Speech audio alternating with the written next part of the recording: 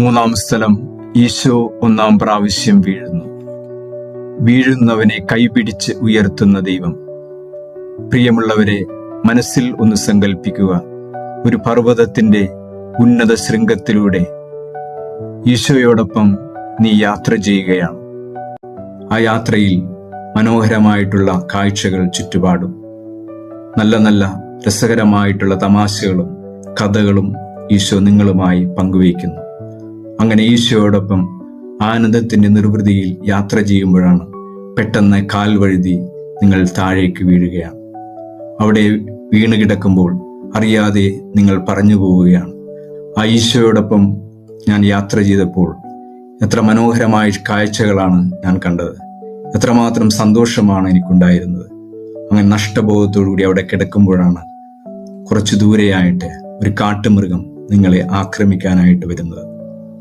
ചെകുത്താനും കടലിനും മധ്യേ നിങ്ങൾ കിടക്കുമ്പോൾ അറിയാതെ നിങ്ങളുടെ അധരത്തിൽ നിന്ന് വരും ഈശോയെ എന്നുള്ള വിളി. തീർച്ചയായും ഈശോ കരം നീട്ടി നിങ്ങളുടെ അടുത്തേക്ക് വരികയാണ്.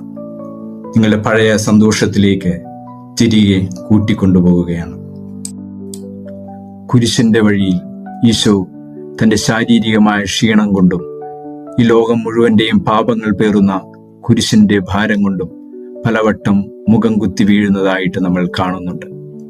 എന്നാൽ തന്റെ പിതാവിന്റെ ഇഷ്ടം നിറവേറ്റണമെന്നുള്ള, ബലി പൂർത്തിയാക്കണം എന്നുള്ള പൂർണ്ണമായ ബോധ്യത്തോടുകൂടി ഈശോ വീണ്ടും അവിടെ നിന്ന് എഴുന്നേറ്റ് കുരിശും വഹിച്ചുകൊണ്ട് കാൽവരിയിലേക്ക് യാത്ര ചെയ്യുന്നു.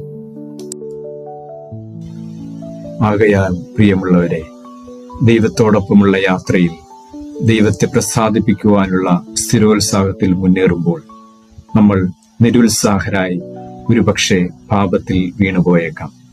അതുമൂലം സഹനങ്ങൾ ഓരോന്നോരോന്നായി നമ്മളെ വല്ലാതെ അസ്വസ്ഥരാക്കിയേക്കാം. അവിടെ ദൈവമേ എന്ന് വിളിക്കുവാനും ആ ദൈവത്തോടൊപ്പം കൂടുതൽ ജാഗ്രതയോടുകൂടി അവിടുത്തെ കരങ്ങൾ പിടിച്ചുകൊണ്ട് യാത്ര ചെയ്യാൻ നമുക്ക് സാധിക്കട്ടെ.